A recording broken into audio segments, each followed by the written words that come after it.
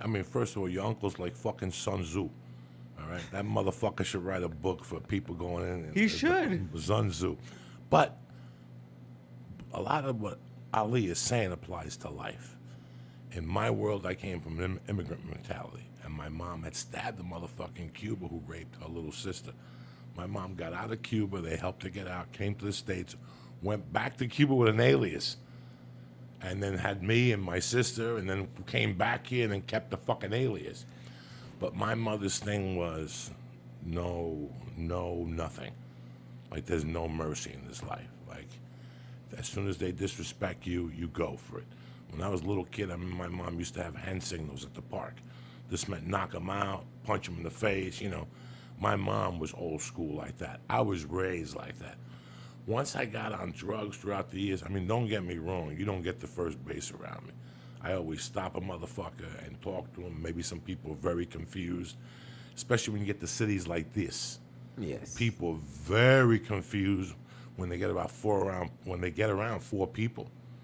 And they don't know that in my world, four people ain't shit because I'll hit you with a fucking bottle, it'll blow up, and those other four motherfuckers will piss their pants. I've seen it 1,000 times.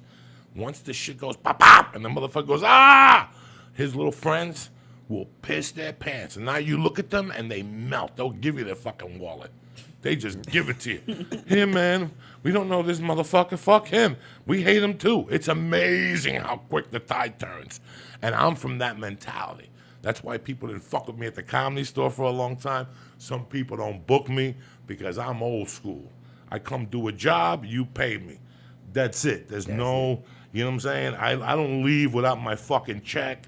There's a lot of things. And Lee and I were talking about this, that, you know, what's Tony say? You have to set your marker and enforce it. And that just goes to street life. That goes, and it's really weird. When I got off the coke 8 years ago, it changed my career. It changed me as a human being because I always had that fear that I was going to go to prison if I stabbed you in the fucking head and I wouldn't be able to do my cocaine. That little addiction held me back at times.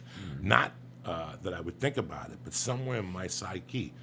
I remember when I got off coke, like the first 3 months, I just went and talked to people and straightened them out. And they were like, what are you talking about? Let me tell you what I'm talking about. About 8 months ago, one Friday night, you made a remark as I was getting in the car. You didn't think I heard it. I just drove away because I know better. You're a piece of shit.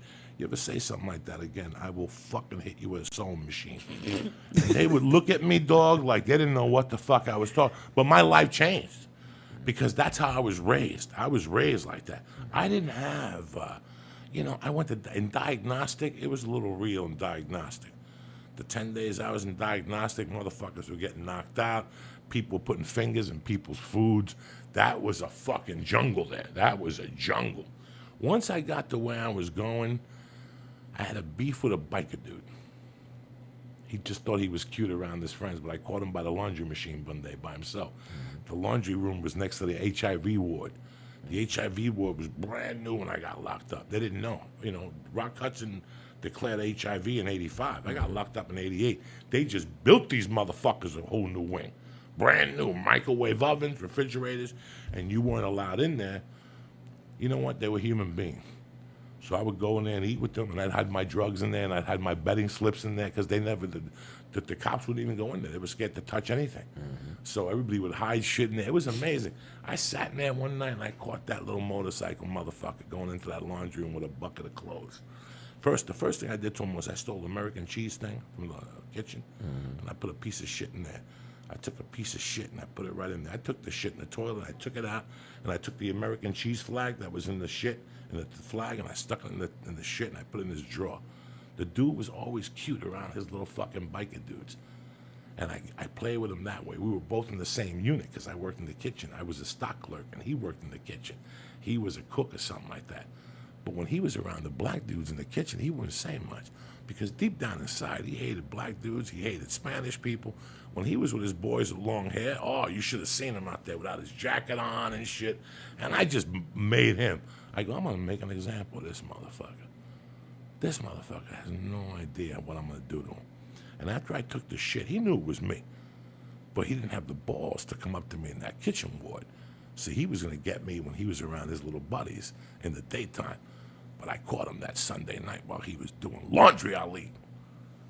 And I got him by his hair. That's why I don't wear long hair. I don't give a fuck what concert you're going to see or what revolution you want to go. There's a lot of things real motherfuckers don't do. They don't have long hair. They don't put earrings on with a loop. No earrings in your nose because a motherfucker like Ali will rip that fucking earring out of your nose. You know, you think you're cute at Starbucks. You ain't going to be no cute with that hook fucking nose no more. All right? They'll rip it right out. And you don't wear fucking flip-flops because I will step on that fucking toe. I'll break that big fucking toe and the bone that it's attached to before you even get up off your fucking foot.